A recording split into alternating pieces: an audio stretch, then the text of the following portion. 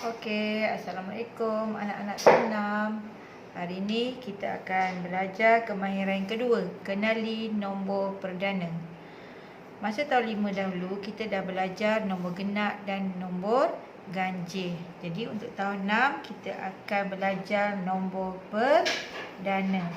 Okey, sebelum kita nak menentukan sesuatu nombor tu nombor perdana ataupun tidak, kita kena tahu ciri-ciri nombor perdana. Pertama, nombor perdana mestilah lebih daripada 1. Maknanya lebih daripada nombor 1. Nombor 1 bukan nombor perdana. Yang kedua, nombor perdana terkecil ialah 2. Dan yang ketiga, nombor perdana ialah nombor bulat yang hanya boleh dibahagikan dengan nombor 1 dan dirinya sendiri. Nanti cikgu akan tunjukkan apa maksud dirinya sendiri dan juga nombor 1. Dan yang keempat, ada 25 nombor perdana dari 1 hingga 100. Jadi yang 4 ni kita kena tahulah nombor perdana. Yang pertama, lebih daripada 1. Nombor perdana terkecil ialah 2. Nombor perdana hanya boleh dibahagikan dengan nombor 1 dan dirinya sendiri. Yang keempat, ada 25 nombor perdana dari nombor 1 hingga 100. Anak-anak kalau nak tahu lebih detail lagi, boleh rujuk buku teks muka surat 6 dan juga muka surat 7. Sambil-sambil cikgu tunjuk contoh ni. Jadi anak-anak bolehlah rujuk buku teks. Okey, bagaimana kita nak tahu sesuatu tu nombor perdana ataupun tidak? Ingat tak tadi cikgu ada cakap, nombor perdana ni yang paling penting, dia boleh dibahagi dengan 1 dan diri dia sendiri. Contoh cikgu nak tunjuk. Contoh, cikgu nak ambil nombor 2. Adakah 2 ini nombor perdana? Nombor perdana boleh dibagi 1 dengan dibagi dengan dirinya sendiri. 1 maksudnya 2 bahagi 1 sama dengan 2. 2 boleh juga kita bagi dengan 2 sama dengan 1. Ni cikgu nak tunjukkan ni. Nombor perdana boleh dibagi dengan 1. Okey. 2 bagi 2. Maksudnya 2 bagi 2. Nampak 2 dengan 2. Ini maksudnya 2 ni bahagi dengan diri dia sendiri. Maksudnya nombor yang sama. Jadi 2 bagi 2, 1. Jadi kita dua-dua ciri ni adalah nombor perdana. Boleh bagi 1, boleh bagi 2. Maknanya nombor 2 ini ialah nombor perdana. Okey, cikgu tunjuk contoh yang kedua. Contohnya nombor 8. Adakah nombor 8 ini nombor perdana ataupun tidak? Okey, cuba tengok nombor 8. Nombor 8, 8 boleh dibahagi dengan 1 sama dengan 8. 8 boleh dibahagi dengan diri sendiri, iaitu 1. 8 bagi 1, 8. 8 bagi 8 ialah 1. 8 juga boleh dibahagi dengan, yang ni kita kena tahu sifir lah. 8 juga boleh dibagi dengan 2 sama dengan 4. Dan satu lagi, 8 juga boleh dibahagi dengan 4 sama dengan 2. Ciri-ciri nombor perdana yang penting tadi ialah boleh bagi dengan diri sendiri dan hanya boleh dibagi dengan 1. 2 ni saja ciri-ciri yang ada. Nampak ni? Dia boleh bagi 2, bagi 4. Maknanya 8 ni bukan nombor perdana. Sebab Nombor perdana hanya boleh bahagi 1 dan juga dirinya sendiri. Ni nombor perdana. Okey, cikgu bagi contoh lagi. Supaya murid tahu adakah sesuatu nombor tu nombor perdana ataupun tidak. Contoh cikgu nak bagi nombor 15. Adakah 15 ini nombor perdana? Kita mula dengan ciri-ciri pertama ni. Boleh bahagi 1. 15 bahagi 1. Boleh bagi diri sendiri. Maksud diri sendiri ni ialah kita bagi dengan nombor tu juga. Okey, 15 boleh bahagi dengan 5. 15 juga boleh dibahagi dengan 3.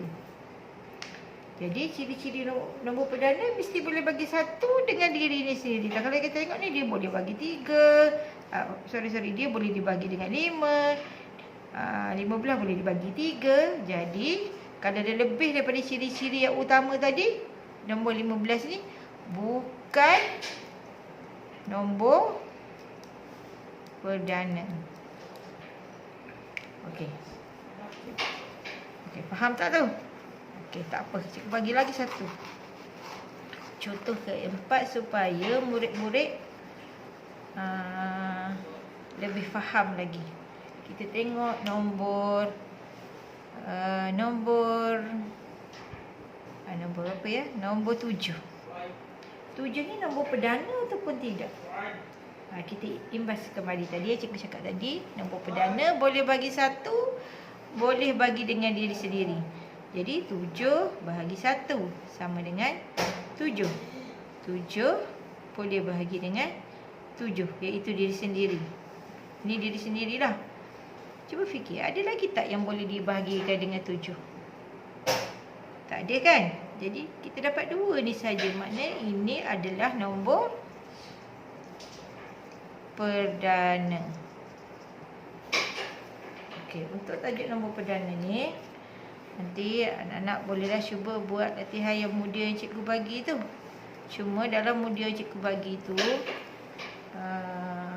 ada soalan suruh senaraikan. Maknanya kalau soalan tu kata senaraikan, cikgu bagi contoh soalan. Senaraikan nombor perdana dari 10 hingga